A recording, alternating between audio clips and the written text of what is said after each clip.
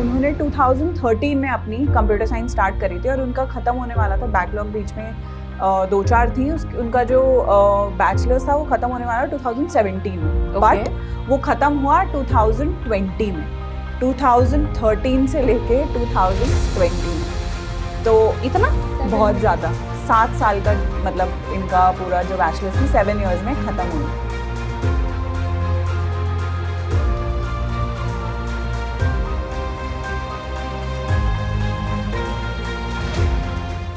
जैसे कि इंदु के पास और मेरे पास भी एक स्टोरी थी, फॉर श्योर आपके पास भी कोई ना कोई स्टोरी तो होगी ही राधिका। बिल्कुल मैम है। जैसे आप लोगों ने गैप, आपका भी था, इनका भी गैप था। मेरे स्टूडेंट की बैकलॉग्स बहुत ज़्यादा थी। अब ऐसे थी कि उन्होंने 2013 में अपनी कंप्यूटर साइंस स्टार्ट करी थी और उनका ख़त्म होने वाला था, बैकलॉग बीच में 2-4 थी। उनका जो बैचलर्स था वो ख़त्म होने वाला 2017 में, बट वो ख़त्म हुआ 2020 में, 2013 से लेके 2020 में।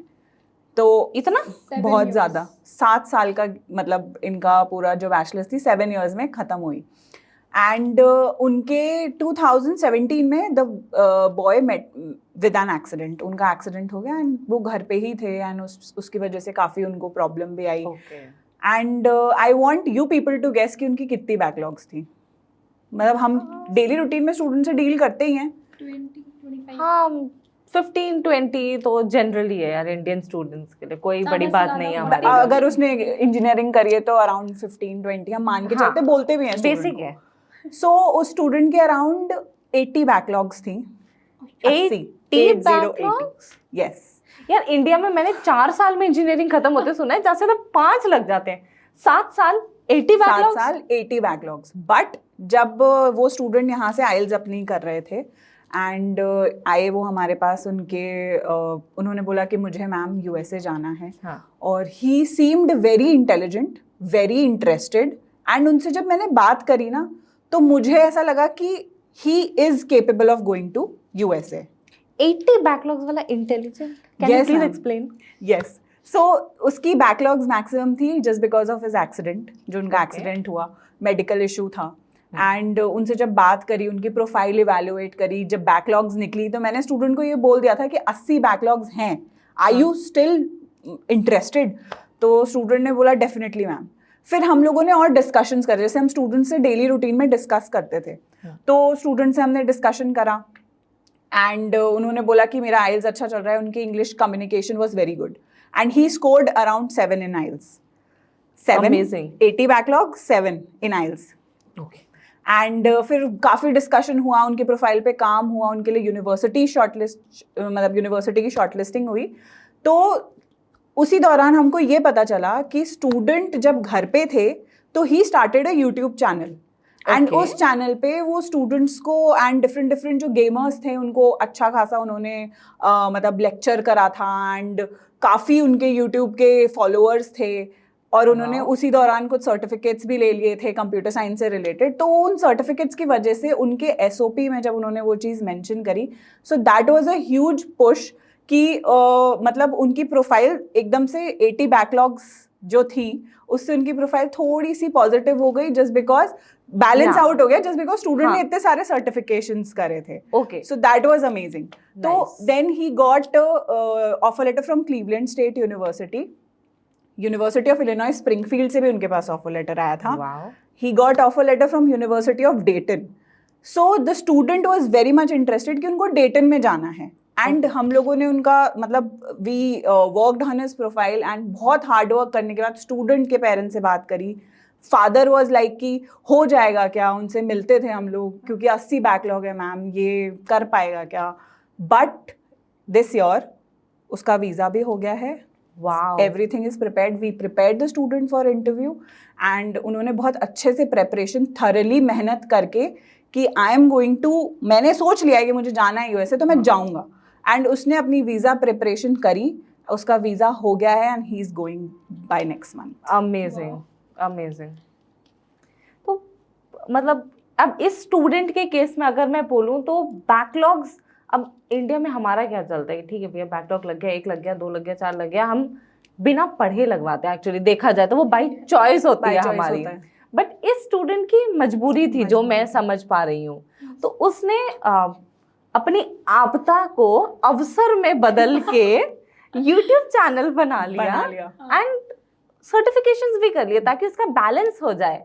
एंड डेफिनेटली यार ही एंडेड अप इन डेटन, और डेटन बहुत ही रेप्यूटेड यूनिवर्सिटी है। If I talk about masters, वो भी लाइक कंप्यूटर साइंस कोर्सेज के लिए सीट्स मिलती नहीं है वहाँ पे, आई रिमेम्बर।